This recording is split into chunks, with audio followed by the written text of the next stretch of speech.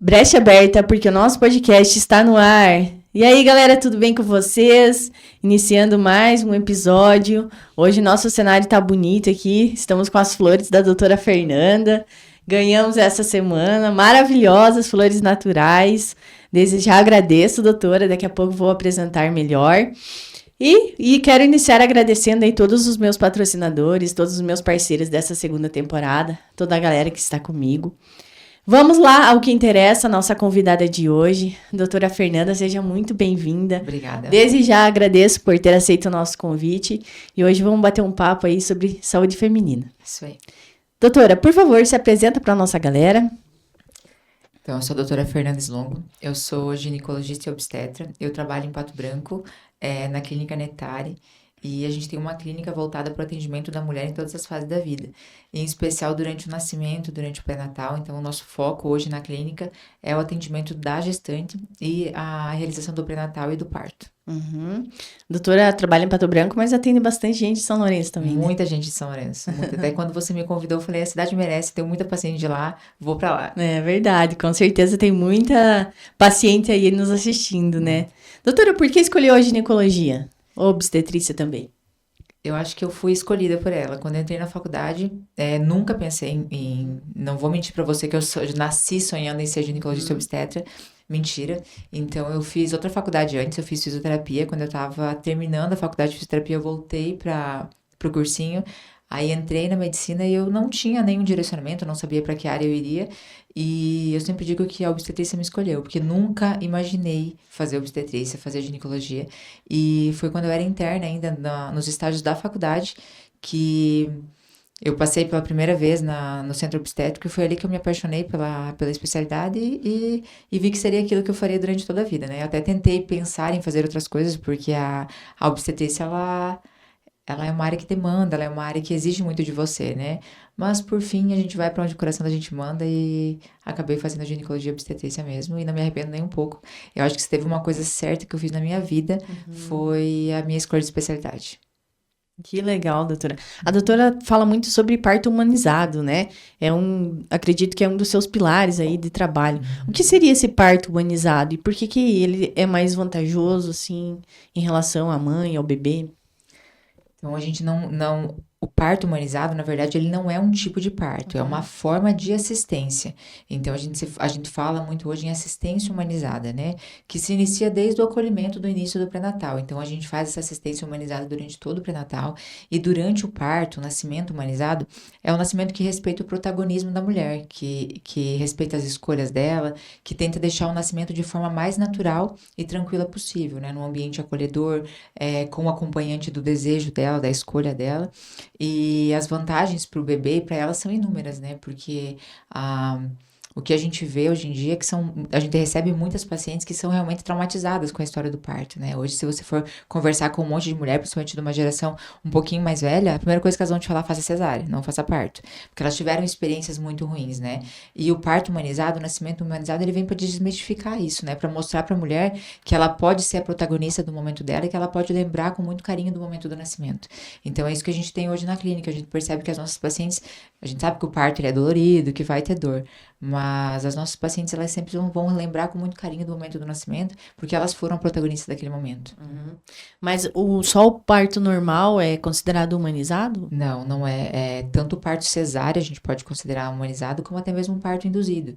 Então, não precisa ser um parto normal para ser parto humanizado, porque o conceito de parto humanizado é uma forma de assistência, não é um tipo ou uma via de parto. Então, tanto o parto normal, como o parto cesárea, como um parto que seja induzido, ele pode ser considerado um parto humanizado também. É a forma de assistência. Pelo contexto, exatamente. Entendi.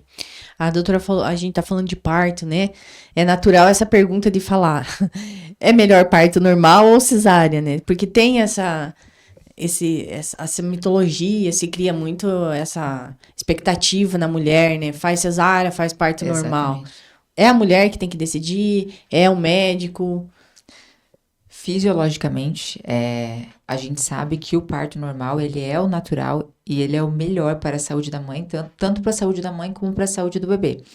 Só que não é o que se passa na sociedade hoje, né? Então, hoje, se você conversar com um monte de profissional obstetra, ele vai falar, faz cesárea que é mais fácil, que é mais seguro. Se você conversar com muitas mulheres, vai falar, eu fiz cesárea que é mais fácil, eu tenho medo que o meu bebê sofra, né? Tem muito tabu ainda sobre o parto normal. Mas, sem dúvida nenhuma, a melhor forma de se nascer é o parto normal. Para a mulher e para o bebê. Para a mulher e para o bebê. Então, para a mulher, a recuperação ela é muito mais rápida. A descida do leite ela acontece de uma forma mais fácil. E o bebê, com certeza, ele nasce muito melhor quando ele nasce de parto, né? Por diversas alterações fisiológicas que já acontecem durante a passagem pelo canal de parto. Então, o bebê ele nasce mais ativo, ele mama com mais facilidade, ele respira mais fácil. E sem falar todos os benefícios de entrar em contato com a microbiota vaginal da mãe, que traz benefícios para a vida inteira do bebê. Então, são coisas que quase não se fala para a mulher, né? E quando se estuda parto, quando se estuda nascimento, a gente sabe que a via mais segura e melhor para o nascimento é o parto normal. Mas a gente sempre tem que respeitar, né, o desejo e a autonomia da mulher. Então, lembrar sempre que uma assistência humanizada respeita a autonomia da mulher. Então, se a mulher sabe de todos os benefícios de um parto e mesmo assim ela opta por uma cesárea, cabe a nós obstetras respeitar essa decisão e fazer um nascimento humanizado, mesmo que seja por uma via de cesariana. Doutora, eu anotei algumas perguntinhas aqui. Por exemplo, uma mulher que queira engravidar, né? Qual os principais cuidados que ela deve ter antes de tomar essa decisão? Tipo, em relação ao corpo, até a mente, né? Eu acredito que tem que estar muito preparado para isso, né? O que a doutora poderia falar para mulheres que estão pensando nesse momento especial? Eu acho que a primeira coisa é achar um profissional que te acompanhe, né? Então, você precisa achar um profissional que vai te acompanhar nessa fase do período da gestação e fazer a tua primeira consulta, a consulta pré-concepcional. Nessa primeira consulta, a gente vai solicitar todos os exames de rotina para avaliar a parte de sorologias, parte do metabolismo, parte das vitaminas, para a gente ver como que está a saúde dessa mulher. E aí já iniciar um tratamento direcionado para que essa mulher esteja o mais saudável possível quando ela engravidar. Então, se ela tiver alguma deficiência nutricional, se ela tiver alguma doença, se ela precisa tratar alguma coisa, é nessa fase que vai ser feito. Nessa primeira consulta, a gente também vai coletar um exame de preventivo, né? E realizar uma ultrassom transvaginal para ver se a parte ginecológica dela está mesmo saudável. E a gente vai ter uma conversa e vai passar diversas orientações, desde alimentação, prática de atividade física, controle do estresse, né? E melhora da questão do sono. Então, são diversas orientações que a gente já vai passar nessa primeira consulta, porque quando essa mulher engravide, ela esteja o mais saudável possível e que já esteja com qualquer doença que ela possa ter prévia já tratado, para que isso que não tenha nenhuma repercussão, né, para o bebê depois da gestação. Na verdade, o preparo, ele já vem de um longo tempo, né, do corpo, né? Exatamente. Então, o ideal é que a paciente procure pelo menos de 6 meses a 1 ano antes, né, de começar as tentativas, para caso a gente consiga ajustar tudo antes, para quando ela engravidar, ela tá com a saúde perfeita. Então... Ok. Toma uma aguinha aí, doutora, porque eu falo bastante, senão deixa... E eu também. Eu falo bastante, falo rápido ainda, né? Doutora, eu acredito que a doutora recebe também as mulheres antes do parto, né? Tem muitas mulheres que elas têm um pouco mais de dificuldade de engravidar, né? Quais são as maiores dificuldades nesse processo? E a ansiedade é uma delas? A ansiedade atrapalha muito, né? A gente vem com uma mentalidade de que parei de tomar o anticoncepcional, ou tirei o meu DIU, ou comecei a tentar engravidar, eu já vou engravidar no próximo mês e já vou voltar para fazer pré-natal. E não é assim, né? A gente sabe que mesmo uma mulher, um casal 100% saudável, um casal fértil, ele pode levar até 1 ano para conseguir uma gestação. Então... O ser humano, ele é muito pouco fértil quando a gente for ver em estatística, assim, né? Então, a chance de gestação em cada ciclo beira 15%. Então, a gente é pouco fértil.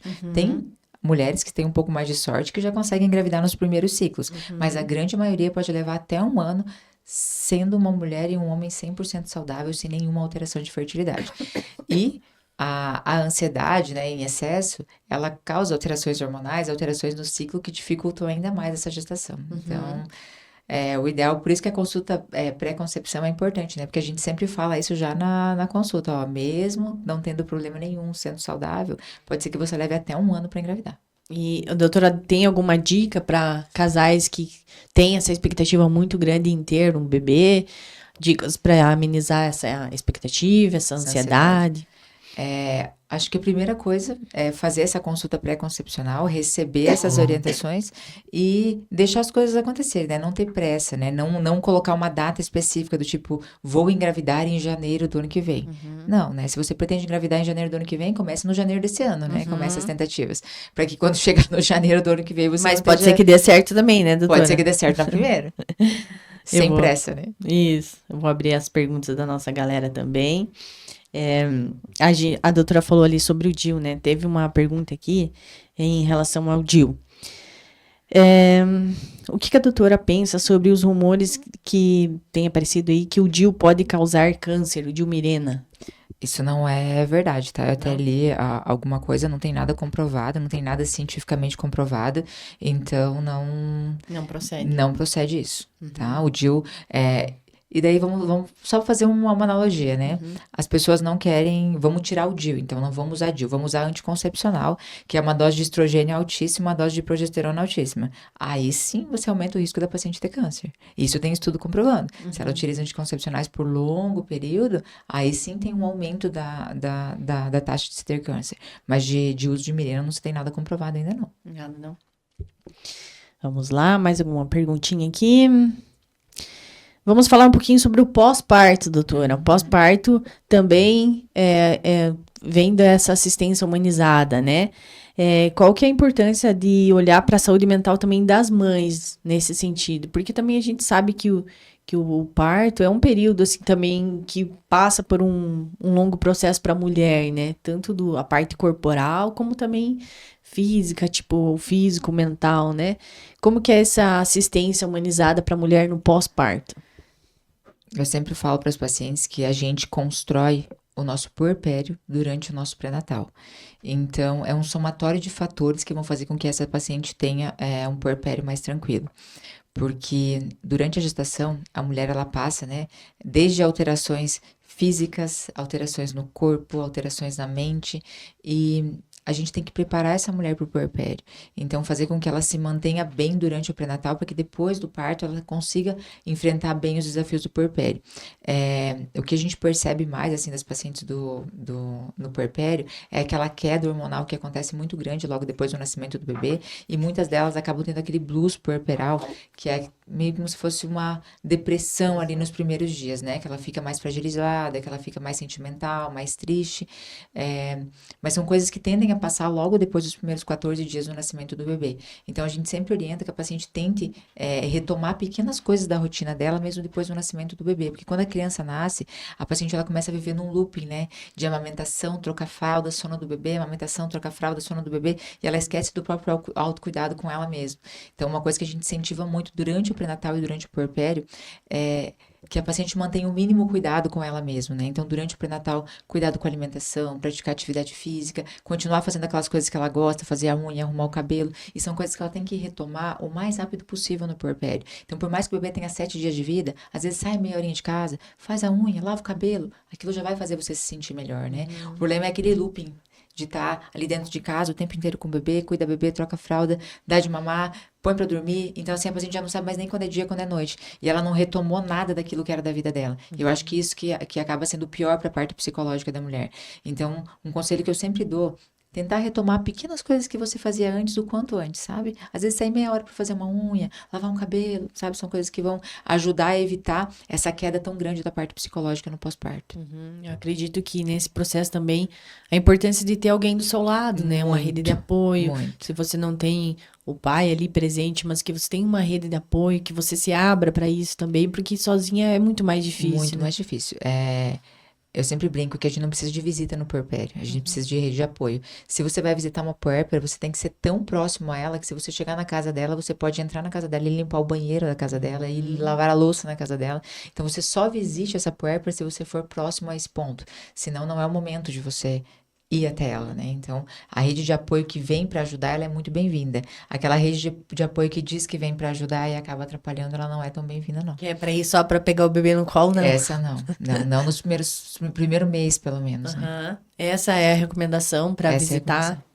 Se você for próximo da puérpera, a ponto que você chegue na casa dela e você possa lavar a louça e lavar o Vai banheiro no dela, primeiro dia. você pode ir no primeiro dia. Se não, espera passar uns 30, 60 dias, aí você vai. Aí vai. É, até eu tenho uma amiga minha, a gente tava comentando sobre o episódio e ela falou que é muito difícil, né? E que ela, quando ela engravidou, que ela pegou o bebezinho ali nos primeiros dias, ela teve essa fase do depressão pós-parto, né? E que ela falou que ela pegou ele no colo e pensou, meu Deus, eu criei uma expectativa tão grande e agora parece que eu Sim. não é todo o amor que eu achava que eu teria, sabe? E o Claro que amor. ela não ficou bem, né, os primeiros dias.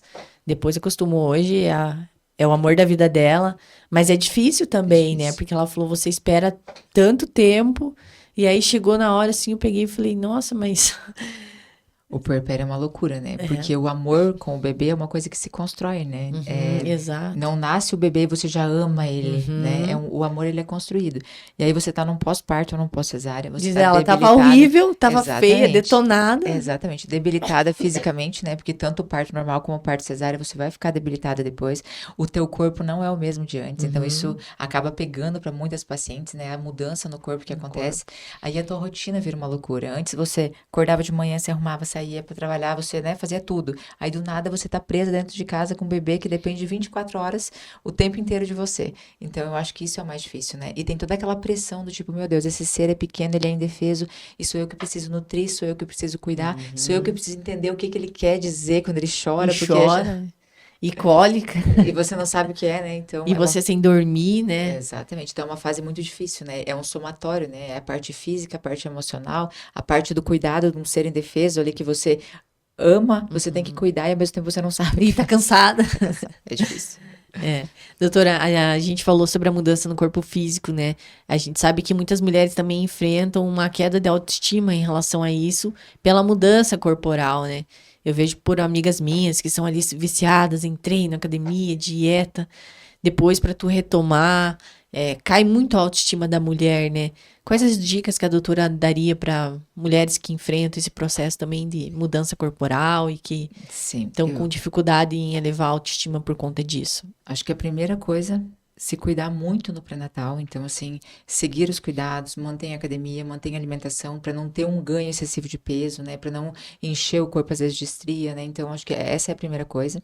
E no pós-parto, se cercar de pessoas que aumentem a tua autoestima, que te ajudem a se sentir melhor e se afastar daquelas pessoas que estão ali muitas vezes só para chegar e dizer, nossa, como a sua barriga tá demorando para voltar. Eu acho que é o tipo de pessoa que você tem que fugir. E tentar retomar aos pouquinhos aquelas coisinhas que te davam prazer. Então, se você era viciada na academia, você teve o teu bebê, começa com uma caminhadinha de 10, 15 minutos, depois 20 minutos, leva o bebê junto, então vai tentando voltar às coisas que te deixavam com a autoestima boa. Esse negócio de voltar a fazer qualquer coisa que seja por você. Né? Eu sempre falo, ai, com 7 dias, vai fazer tua unha. Entendeu? Fazer alguma coisa para melhorar a tua Pra autoestima, você. né? Sair daquele looping, né? Eu acho que aos pouquinhos as coisas vão voltando, né? E cuidar com as comparações, né, doutora? Exatamente. Nem Eu todo tenho mundo uma é amiga igual. minha, mas ela é bem louca também. Só que essa semana ela falou assim: Meu Deus, Carmen, tô desanimada. A Virgínia teve neném agora e tá com a barriga melhor que a minha. Eu falei: não tem como, né, doutora? As pessoas se comparam muito, né? Mas Sim. cada um vive uma realidade diferente, né? Cada um tem uma realidade diferente, cada um tem uma genética diferente, cada um tem um perfil de corpo diferente. Então, e que vai responder de uma forma diferente à gestação. Então, não tem como se comparar, né? Cada um é único, né? Com certeza. Em relação à depressão que a gente vem falando, doutora, quais os principais sinais que a gente pode identificar que está acontecendo algum problema que não é o normal num pós-parto? Então, o blues puerperal, que é aquela queda, assim, da parte psicológica logo depois do nascimento, ela é muito comum. E a gente tem que cuidar para aquilo não evoluir para uma depressão pós-parto. Então, os principais sintomas de depressão pós-parto são aquela irritabilidade contínua, aquela paciente que tem sono demais ou muito pouco sono, ou não consegue dormir no pós-parto, aquela paciente que deixa os cuidados dela e os cuidados do bebê de lado. Então, a paciente já não se cuida mais, ela tá no pós-parto ou no pós-cesárea, ela não faz questão nenhuma de cuidar dela mesma, e ela perde a vontade de ter os cuidados com o bebê. Então, acho que esses são os principais sintomas, assim. E o que a gente mais observa é dificuldade de sono, que a paciente costuma ter muito, e a perda do cuidado com o bebê. Então, acho que esse é o principal sinal. Mas, assim, a depressão pós-parto, ela não é tão comum. O blues puerperal, ele é muito mais comum do que a depressão pós-parto. Qual que é a diferença, doutora? O tempo de duração. Então, o blues puerperal, ele acontece logo depois do nascimento e ele dura poucos dias. A depressão, não. A depressão passou 15, passou 20, passou 30 dias, a paciente continua ruim, continua triste, continua... Esse é o momento de procurar uma assistência. Com certeza. Assistência Médica ou psicológica? dos dois, Dos né? dois. Então, tanto da parte do psiquiatra como da psicologia também. Então, dos dois. Depois a doutora me receita um xarope daí. Acho que sim. Vamos precisar do xarope pra tosse. Quebrando o assunto, né? Deixar a doutora tomar uma aguinha aí. Doutora, ainda sobre parto. Qual a doutora acredita que tenha sido, assim, um momento mais marcante da sua vida como obstetra e emocionante, né? Durante o acompanhamento gestacional? Acredito que todos sejam muito Seja. emocionantes, né? Mas tem alguma história que a doutora lembre que marcou mais? Eu acho que foi o primeiro parto que eu fiz na minha vida. Que foi quando eu era acadêmica ainda, na faculdade. Eu nunca vou esquecer daquele primeiro parto, porque foi ali que eu vi, poxa vida, acho que eu vou ter que fazer esse negócio pra ser feliz. Foi o primeiro parto que eu fiz, acho que foi o momento mais marcante, assim, porque até então eu não tinha direcionamento nenhum pra que área eu iria. E a partir do momento que eu acompanhei meu primeiro parto, eu falei, nossa, acho que é isso que eu quero pra minha vida. Ver vidas se formando, ver famílias se formando, né? Acho que foi E isso. teve algum de maior dificuldade, doutora, que a gestante estava passando por algum processo, mas com uma gravidez, assim, de risco, algo assim? Eu acho que recentemente teve um caso que me fez refletir assim muito da importância de se trabalhar em locais que se tem uma estrutura quando se trabalha com nascimento, né? Eu tive uma paciente no consultório, uma gestação de risco habitual, tranquila, sem nenhuma comorbidade, todos os exames normais, uma gestação que nasceu no tempo certo, né, de 39 semanas, e que o bebê evoluiu muito mal depois do nascimento. Ele nasceu mal e depois ele ficou muito mal. Não tinha absolutamente nada. Até hoje não se sabe ao certo o que o bebê tinha. E ele passou 15 dias na UTI com dificuldade para respirar, né? Passou por diversos procedimentos. E isso me fez pensar muito, assim, nossa, que a obstetrícia, ela tem que ser feita em local que se tem estrutura. Porque eu fico pensando, né, que a gente tem diversos locais que se tem nascimento e que às vezes não se tem uma estrutura adequada, né? Eu penso o que teria sido desse bebê. Acho que isso foi uma coisa que me marcou nos últimos anos e que me fez refletir que a obstetrícia, ela precisa de um local que tenha estrutura para nascimento. Mas ficou tudo bem com Ficou ele? tudo bem com o bebê depois. Mas foi uma coisa que marcou muita gente como clínica também, sabe? Sim. Porque a gente tem diversos hospitais na região, em Pato Branco mesmo, né? Hoje a gente só trabalha no São Lucas, que é o hospital que tem UTI materna, que tem UTI infantil. Talvez não tenha a melhor estrutura de hotelaria, né? Eu sempre falo para os pacientes, mas quando se fala em estrutura humana e estrutura de UTI mesmo, é o melhor local que tem para se nascer.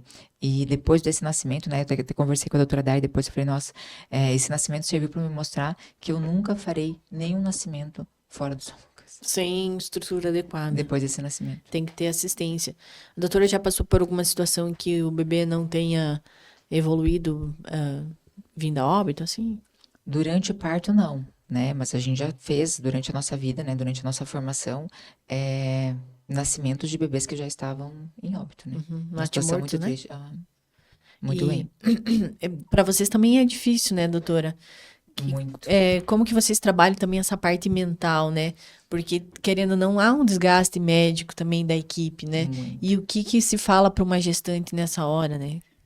É muito difícil, porque a gente é acostumada a trazer a vida, né? Então, pra gente, quando acontece até um aborto, pra gente é difícil. O óbito fetal, então, é uma situação, eu sempre brinco, que é uma catástrofe obstétrica, pro obstetra é um óbito fetal. Porque acho que é a situação mais desafiadora, né? E a gente faz todo o pré-natal, a gente tem todo o nosso trabalho voltado para evitar qualquer situação de risco, tanto para a mãe como para o bebê. É claro que o óbito fetal é uma coisa muito rara, né, de se acontecer, e quando se faz um pré-natal bem feito, bem acompanhado, é muito difícil, né? Existem algumas situações específicas que podem levar ao óbito fetal que a gente talvez não vai conseguir fazer o diagnóstico durante o pré-natal, mas em 90% das vezes a gente consegue fazer o diagnóstico antes disso acontecer. Então, por isso a importância de se fazer um pré-natal, né, bem feitinho, seguir todas as orientações. Uma vez a gente ouvia falar muito mais de problemas, né, doutora, na hora do nascimento, né? Mas acredito que até a rede pública, ela evoluiu bastante nesse sentido, né? Como que a Muito. doutora vê hoje a estrutura do Brasil para atender as mães? Eu vejo que no Paraná, na nossa região, a gente tem uma estrutura muito boa, né? Paraná, Santa Catarina também, aqui acaba direcionando tudo para o Paraná, né? Então, os nascimentos de alto risco daqui de São Vai pra Lourenço lá, vão né? todos para lá.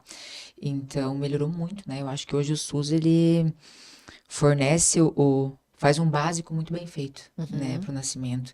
E a quantidade mesmo de óbito fetal, diminuiu muito, né, nos últimos tempos, assim, tanto de óbito como de sequelas relacionadas ao nascimento. Então, acho que melhorou muito. E a gente está num lugar que, quando se compara a nível nacional, a gente está no céu, né? Aqui é Com muito certeza. bom.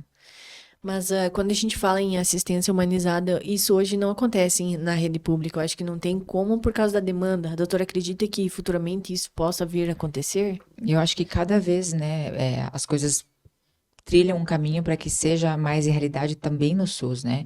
A principal dificuldade que se tem hoje no SUS é a parte de estrutura. Então, o nascimento humanizado, ele precisa ser feito num local acolhedor, num local que tenha espaço, que seja um ambiente tranquilo para o paciente. E a gente sabe que hoje o SUS, muitas vezes, ele não tem essa estrutura física mesmo, né? Tem Então, 3, 4 mães juntas lá na sala. exatamente. Como é que vai dar uma assistência personalizada, uma Não tem assistência... como, né? Não tem como. Ficar 4, às vezes, paciente em trabalho de parto na mesma sala, com um acompanhante.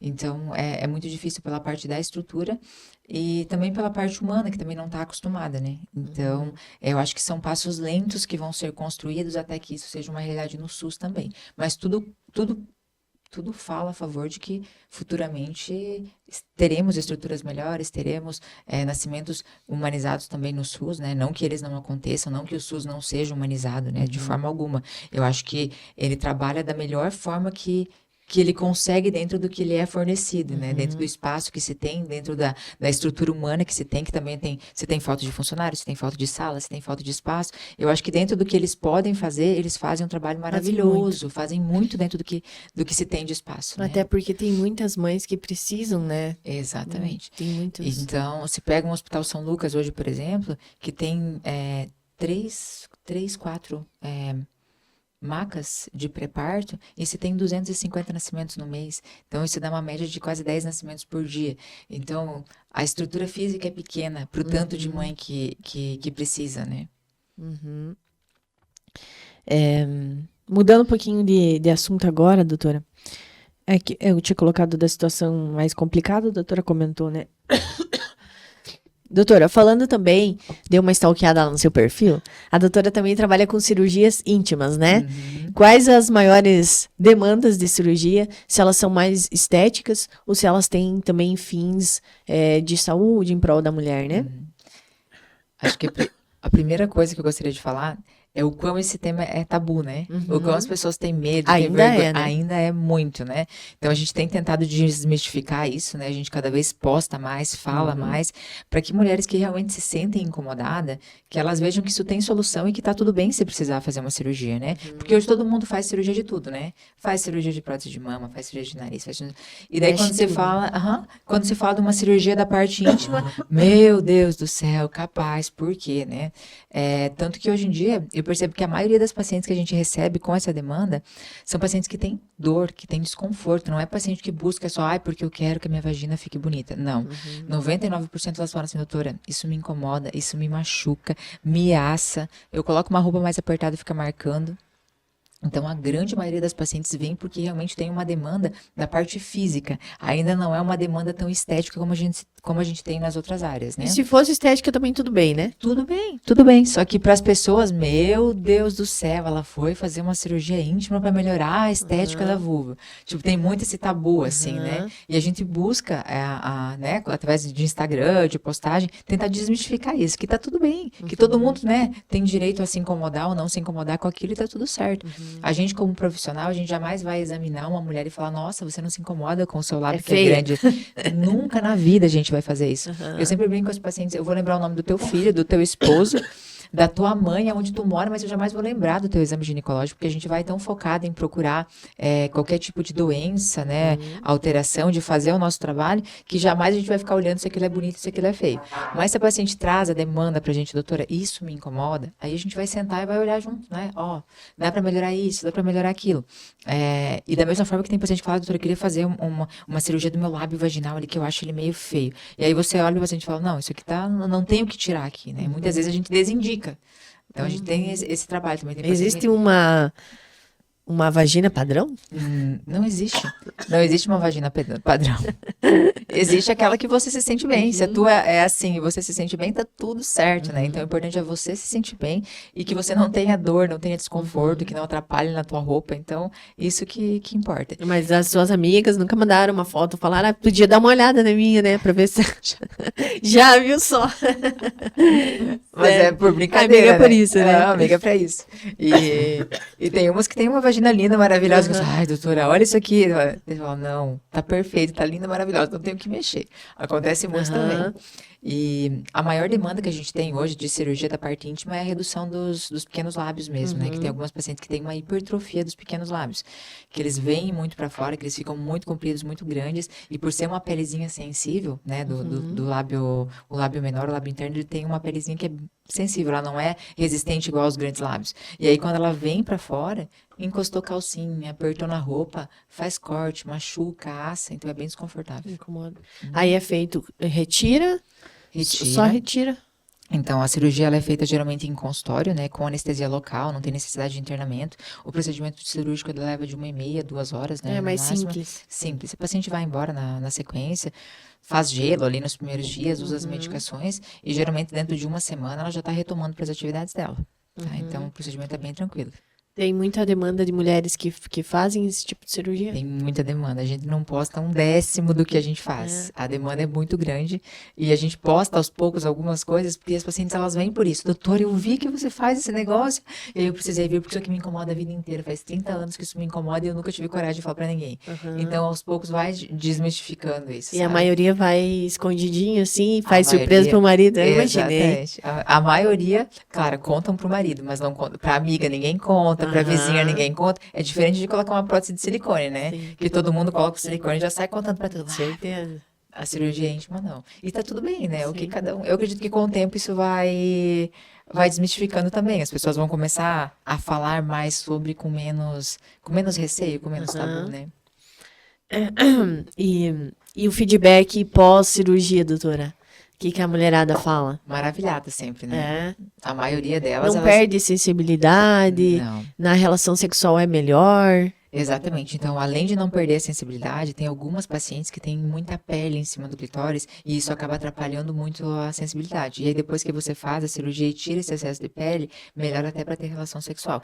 E tem algumas pacientes que o excesso do pequeno lábio acaba entrando para dentro junto durante a relação sexual e acaba machucando. Então, fisiologicamente, quais seriam os benefícios? Primeiro, tem paciente que tem dor na hora da relação. Tem paciente que tem muita dor na prática de atividade física, não consegue andar de bicicleta, não consegue utilizar uma calça mais apertada para ir na academia. Tem paciente que tem infecção vaginal recorrente, então é uma região que fica muito quente, muito abafada. Se tem muita pele, acaba proliferando mais bactéria, mais fungo e acaba aumentando a chance de ter até essas infecções de repetição. Então, tem muitos benefícios da parte física também, tá? Não só estético. Hoje tem mais pessoas que lhe procuram pela parte fisiológica, física ou mais estético mesmo? 90% fisiológica e física. Muito pouco. Eu achei que era o estética. contrário. Não. É porque só quem tem sabe o desconforto que é. Tem também o laser que a doutora trabalha também, Sim, né? Qual que é a diferença?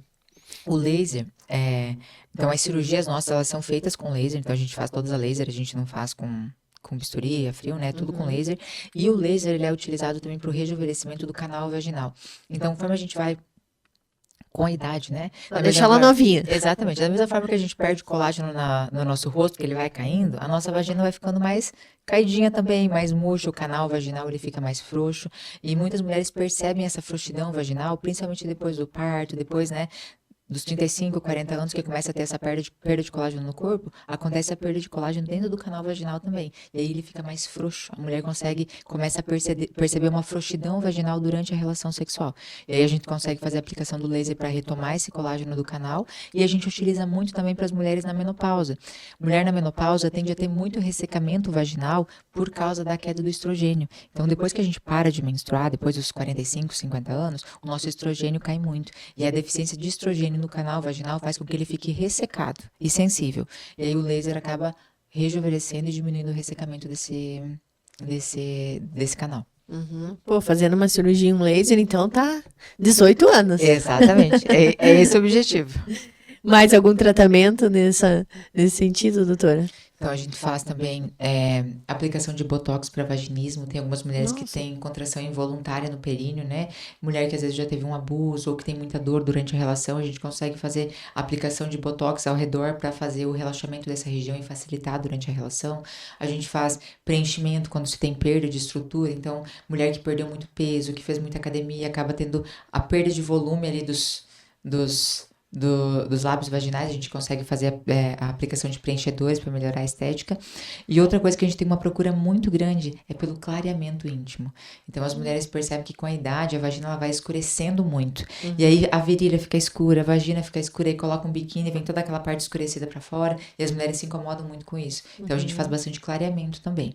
Então hoje o que a gente tem de procura maior, assim, a primeira é a labioplastia, né, que é a cirurgia de ninfoplastia, depois o laser para rejuvenescimento de canal e, por último, os clareamentos. Então, é o que a gente mais tem de procura hoje. Da parte. Tudo isso, ó, fica maravilhoso. Doutora, e isso no pós-parto, então, é excelente, porque ali, se pega um parto normal também, acaba, né? Isso. Então, no pós-parto, o que as pacientes mais sofrem é com o ressecamento vaginal e a dor na relação no período do puerpério. Então, o laser é muito bem indicado para esse período do puerpério. Então, quem é mulher que teve bebê e está me ouvindo, tenho certeza que ela vai lembrar que depois do parto foi muito difícil para retomar a vida sexual, porque independente da via de parto, de ser um parto normal ou um parto cesárea, essa queda da produção hormonal do puerpério faz com que a vagina ela fique muito ressecada e muito dolorida, independente se for parto normal ou cesárea. E aí elas acabam tendo muita dor na relação e o laser acaba ajudando muito nisso. Então a gente faz muito laser no pós-parto. E pra reconstituir o canal também, né? Deixar tudo firminho, bonitinho como era antes. A gente faz bastante. Ou seja, não tem por que ficar passando dor, né, Não. doutora? Tratamento existe, né? Tem que procurar um profissional dedicado que trabalha com isso, né? Exatamente. E sim, se incomoda, tem tratamento, tem ajuda. Se não te incomoda, tá tudo bem, né? Tem mulher que tem hipertrofia dos Não é pequenos que lábios. necessariamente precisa ser Não, feito. tem que, se aquilo te incomodar, tudo que incomoda a gente tem que resolver. E eu vejo que tem muitas pacientes que têm uma hipertrofia bem grande dos pequenos lábios e que elas não se incomodam. E que elas gostam assim, não sentem dor, e tá tudo bem, tá maravilhoso, não tem um padrão estético a ser seguido, né? Tem aquilo que te faz bem, eu sempre falo para os pacientes. Se isso vai te fazer feliz, a gente Tem faz. que ter recomendação médica, né? Exatamente. Doutora, a doutora também trabalha com implantes hormonais ou não? Não. Não? Não. Mas eu vou fazer a pergunta igual. Pode fazer. Doutora, recentemente, é uma pergunta um pouco mais polêmica. A gente teve a proibição da Anvisa em relação ao chip da beleza, né? Gostaria de saber a opinião da doutora em relação ao chip, né? E também em relação à proibição aí recente que a Anvisa determinou. O chip da beleza que eles dizem é a gestrinona, né? Então, a gestrinona ela é um progestágeno, como qualquer outra progesterona que a gente utiliza, inclusive para mulheres no pós-parto. Existem anticoncepcionais só de progesterona. E a gestrinona, ela não deixa de ser uma progesterona, tá? Eu particularmente não trabalho com implante, né? Então, tem pessoas específicas da área que focam nessa parte, né? A gente até tem um profissional na clínica, que é o Dr. Rafael também, que faz bastante a parte de implante, de tratamento hormonal. Meu marido faz também a parte de implante, de tratamento hormonal. Eu acho que as mulheres só têm a perder, né? Porque eu vejo, quando eu estiver na menopausa, eu não vou querer ficar me passando gel 3 vezes por dia. Né? Eu prefiro ter um implante e trocar a cada 3 meses. E eles proibindo o implante hormonal, eles não proibiram só a gestrinona. Eles proibiram o estradiol, eles proibiram todos os implantes, né? E eu acho que isso não é benéfico. Tem muitas pessoas que se beneficiam com esse tipo de tratamento. E a gestrinona em si, que é o chip da beleza, eu utilizo muito via vaginal para tratamento de mulher que tem endometriose. Como é que vai ficar essas mulheres que têm endometriose? Elas têm muita dor na hora da relação. E quando você inicia com a gestrinona vaginal ou com a gestrinona implante para essas pacientes, elas voltam a ter qualidade de vida, elas voltam a ter relação sexual sem dor. E aí, como é que fica, né? Ontem eu fiz um laser numa paciente, inclusive, aqui de São Lourenço, que tem endometriose, que tem dor durante a relação sexual, que faz a utilização de cápsula vaginal com gestrinona para evitar dor. E aí, vamos fazer o quê? Eu acredito que essa proibição, ela veio muito do mercado clandestino, né, doutora? Exatamente. Que aí muita... E uso estético, né? Uso estético, e daí acabou vindo muitas composições aí não adequadas, a mulherada comprando a Deus dará na internet, Exatamente. né? Muitos problemas, né? Eu vi, né, de uma mulher que ela tinha comprado como um chip da beleza, estava lá cheio de problema renal, enfim. Aí acaba prejudicando uma série de mulheres que usam para fins médicos, né? Exatamente. E o que eu percebo, assim, proibiram os implantes hormonais. Ok. Por causa de fins estéticos que estava sendo utilizado para fim estético. Vamos falar bem a verdade. Quem utiliza hormônio para fim estético vai comprar onde? Na academia, Sim. no Paraguai, vai comprar de forma clandestina, e o que vai ser muito pior, porque pelo menos enquanto estava utilizando sob recomendação médica, de certa forma tinha um certo cuidado, né? Agora a gente sabe que tem a venda de anabolizante, de substâncias que, né, tem em todos os locais, o pessoal vai no Paraguai, compra e traz e vende nas academias, então... É que assim, doutora, agora que a Anvisa proibiu, daí agora ninguém mais vai usar, com certeza. Ninguém mais vai usar, não. Só vai usar, só vai continuar usando quem realmente não sabe o que tá fazendo. Exatamente. Esse que é o problema. Vai vendo que a mulherada que usa o chip da beleza agora vai parar de usar porque a Anvisa... Provavelmente quem tá usando já não pegou de um médico, né? Exatamente. E quem foi lá assim, e fez exame, viu a dosagem correta, essas coisas. Porque os profissionais sérios que trabalham com isso vão parar de utilizar, né? Tanto que a nossa clínica tinha implantes, o Dr. Rafael utilizava, o Dr. Edir, que trabalha com implante, o Dr. Felipe, que é meu esposo, todos eles... Não, né? A Anvisa proibiu, não vamos mais trabalhar com isso, né? Foi se devolvido o que tinha de estoque e ninguém mais vai utilizar. Porque eram profissionais sérios, se a Anvisa proibiu, tá proibido, né? Mas agora quem utiliza de forma clandestina vai continuar utilizando e geralmente por profissionais que não são qualificados. É uma pena porque as mulheres que se prejudicam nesse sentido, né? Exatamente. Mas, doutora, quer deixar mais alguma coisa aí para nossa galera? Alguma coisa que seja importante que a doutora queira falar sobre o seu trabalho? Mais alguma coisa? Só queria te agradecer pelo convite, pela oportunidade e deixar para as mulheres que busquem ajuda para aquilo que elas têm medo, que elas têm... Eu acho que tudo hoje em dia, se tem solução, se tem tratamento, só basta procurar ajuda e não ter vergonha de falar para aquele profissional que está te acompanhando. Isso vale tanto para a parte da estética da vulva, isso vale tanto para o acompanhamento de pré-natal. Então, você tem que procurar profissionais que estejam alinhados contigo para te trazer, né, a melhor experiência possível, tanto no parto ou, né, durante a realização de uma cirurgia íntima, coisa desse tipo. Quem precisar do contato da doutora, né? É na Netares? Netares. Quer passar o endereço, telefone, essas coisas? Ou quer que eu deixe depois? Ou o Instagram pode deixar também? o Instagram. Deixa o Instagram. No Instagram ou até mesmo no meu perfil, né? O perfil do Instagram, acho que hoje é um dos locais onde os pacientes mais entram em contato, né? Todo mundo recebeu a indicação do médico. Tem bastante informação lá, né? Muito. Recebeu a indicação do médico, o primeiro lugar que as pessoas vão é no Instagram pra ver se o santo bate, né? Verdade. Aí depois marca a pessoa. É verdade. Quem nunca procurou o Instagram e falou, não gostei da cara, acho que não. Exatamente, é bem isso. E qual que é a rede social, doutora? É Feres Longo. Doutora Feres Longo. E também tem a Clínica Netares, exatamente, né? Clínica Netares. Isso aí. Pessoal, muito obrigada aí todo mundo que nos acompanhou. Quero parabenizar a doutora pelo trabalho. Acredito que seja um dos trabalhos mais lindos, né? Que existe, que é de ser um canal de passagem aí à vida, né? Tá na mão de vocês. Parabenizar não só a doutora, mas toda a equipe, todos os profissionais da saúde, que eu tenho uma admiração enorme. Minha irmã também trabalha em centro cirúrgico, é enfermeira, então ela tá sempre também auxiliando ali na hora da vinda ao mundo, né? E mandar um abraço especial pra minha irmã também, que tá grávida, né? Tá gravidinha da minha afilhada, da Alice, né? Em janeiro ela tá aí. Então, um abraço especial nesse episódio pra ela. E é isso. Obrigada a todo mundo que nos assiste. Compartilhem com a galera o nosso episódio. Deem um like aí também. Se quiserem deixar um comentário, sigam a doutora Fernanda. Ela é uma profissional excelente. Eu ainda não sou mãe, né? Mas se um dia eu for, com certeza quero procurar ela. E quem precisar, pode entrar em contato com profissionais ali da Netari, que é uma clínica excelente aqui de Pato Branco. Obrigada a todo mundo. Até o próximo episódio e fiquem com Deus.